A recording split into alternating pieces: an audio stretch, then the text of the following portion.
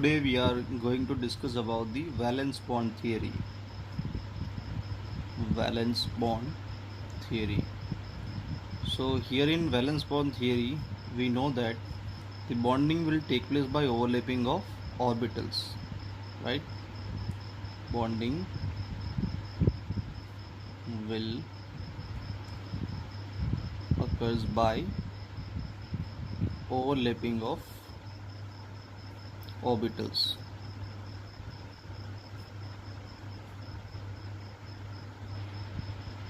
So for the example, if we will consider, here there is a one atom and here there is another atom, and if they are onto the distance r, so the potential energy between these two atoms will be given by k q1 q2 by r. If r is on infinite distance, if these two atoms will be taken as on the infinite distance, so the potential energy will become 0. So to understand this overlapping, we will consider the bonding in H2 molecule. So here I have a one hydrogen molecule and here I have another hydrogen molecule, right? As we know that hydrogen have only one orbital, which is 1s1, right? Here also 1s1. So if these two atoms are at some distance, and if we will decrease the distance, then what happen? Then the orbitals of this hydrogen atom, its nucleus, the same way the another atom and its electron in its orbital, this is its nucleus. So the nucleus of this atom will attract the electron of this orbital, and nucleus of this atom will attract the electron of this atom. So like that way the distance will decrease and they will come at a certain distance where they can overlap to each other. That certain distance is known as a bond length, right? Where your potential energy will be minimum. Potential energy will be minimum and stability will be maximum.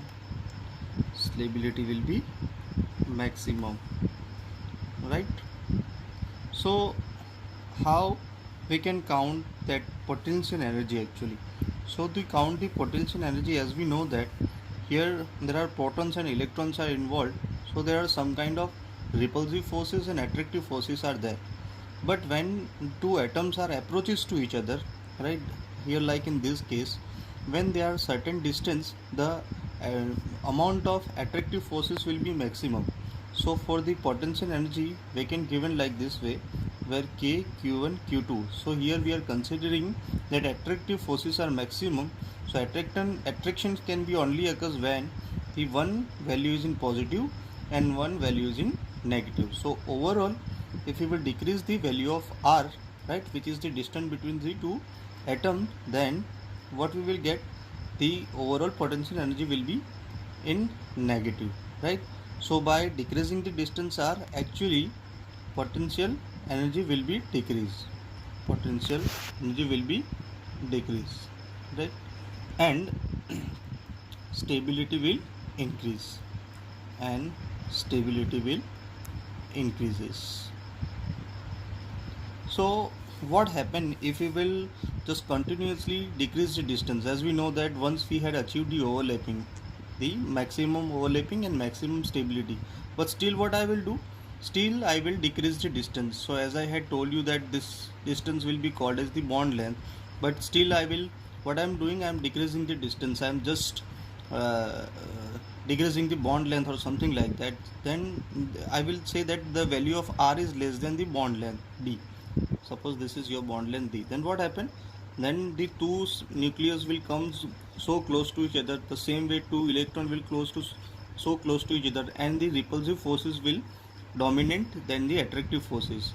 Then what happen? As we know that the repulsive forces are maximum, then in this equation here this will become positive and this will become also positive, or this will become negative and this will also become negative, because as we are considering here the repulsive forces are the dominant forces. So here the value of potential energy will come in positive. So potential energy will increases and stability decreases, and stability decreases, right? So same thing we can also represent it like a one simple diagram, where here we are taking the potential energy on the axis, or here we are taking the r distance r between two atoms. Suppose initially the two atoms are at the infinite distance, but as I will decrease the distance, what happen, they will come, by decreasing the distance they will come at a particular position where the your potential energy will be minimum, right? So here it's a position where your uh, particular value of r, your potential energy will be minimum, right? So when your potential energy is minimum, your stability will be maximum, stability will be maximum. So this distance is your actually bond length, this is your bond length. But after achieving the bond length, still you are decreasing the distance, and what, repulsive forces will become the dominant, and your stability will decrease and potential energy will continuously increase, and at one stage the your repulsive energy will be so much dominant that bond will be break down, and again the two molecule will be separate and they will be go at a certain distance. So these are the basic of valence bond theory. There are certain criteria which we can see in the valence bond theory. The first will be overlapping is occurs overlapping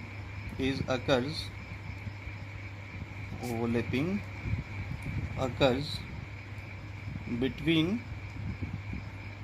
two half filled orbital,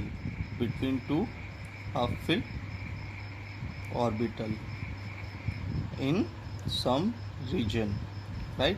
So in valence bond theory, at some region the two orbitals will be get overlap and bond formation will take place. Second point, in coordinate covalent bond overlapping take place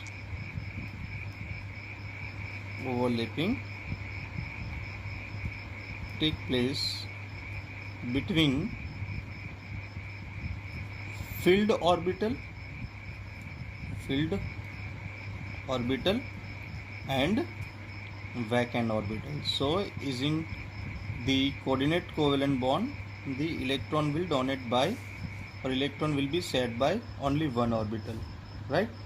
Third point is more is the overlapping, more will be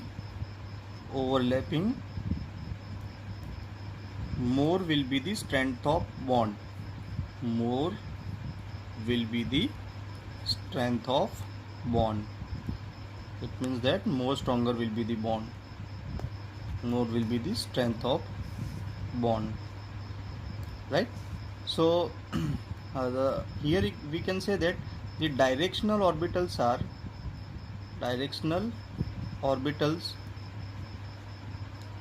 do more overlapping than the undirectional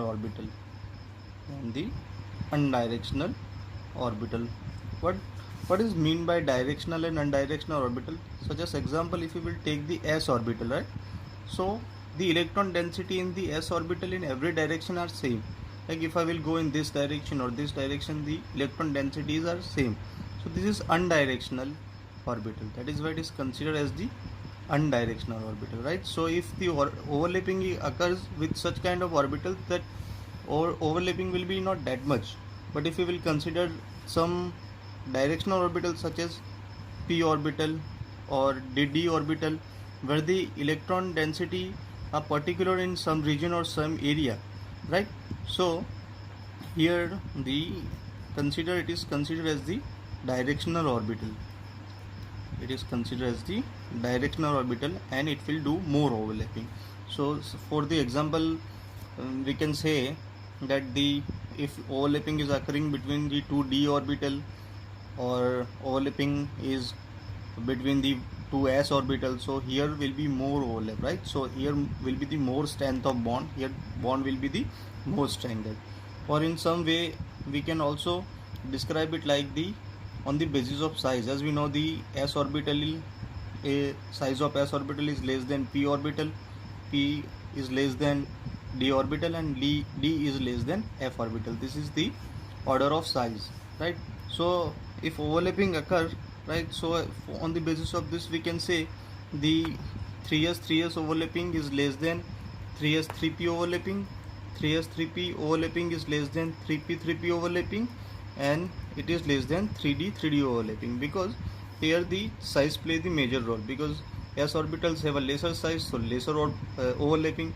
As the size increase, the overlapping will also increase, and strength of bond will also increase. So here you can say this is the maximum strength of bond. In here the strength of bond is more than all of this orbital, because here the size of orbitals are more, so the strength of bond will be also more here, right? The fourth point we will see here, if the orbitals are closer to the nucleus, then it will form the more stronger bond, right?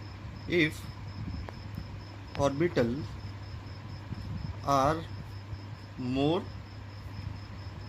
closer to nucleus, more closer to nucleus, it forms stronger bond, it forms stronger bond, right? As we know that the s orbitals are more closer than the p orbitals are more closer than the d orbitals, and the same way d orbitals are more closer than the f orbitals. And in the same case we can say the 1s orbitals are more closer than the 2s is more closer than the 3s. So 1s orbital will be make more stronger bond because it is more closer to the nucleus. So 1s orbitals, 1s overlapping is more stronger than the 2s, right? 2s is more stronger than the 3s, and 3s is more stronger than the 4s, right? The same way we can say it for the 2p orbitals, right? So 2p or overlapping is more stronger than the 3p overlapping, because it is more closer to the nucleus. The same way 3p is more closer to the nucleus, so it is more stronger. And the same way we can say for the 5p. So this will be the strength of bond. So for the example, we can take the one example, like if we have a covalent bond between Cl2, Br2 and I2. Now which one have a more stronger covalent bond, if we want to find it out? So how we will say it? So here the outermost orbitals are the 3p orbitals, right? So if I will consider the two chlorine atoms are overlapping with each other, then the, as we know that in bonding outermost shell will be participate. So here which one is the outermost shell? 3p. Here is which one is the outermost shell? 3p. So here 3p overlapping are, right? Here is 3p. In same case for the bromine, it's a 4p overlapping, and for the iodine it's a 5p overlapping. So from the criteria we had seen that 3p is more closer to the nucleus, so it will be more stronger overlapping than the 4p and then the 5p.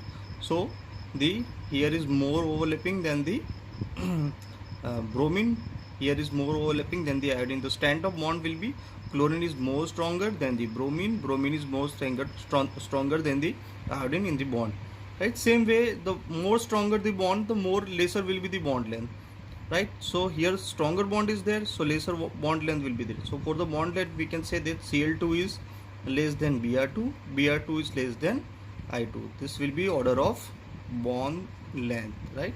This will be the order of bond length, while here we are talking about the strength, right? So there are normally two kind of overlapping are there, so which makes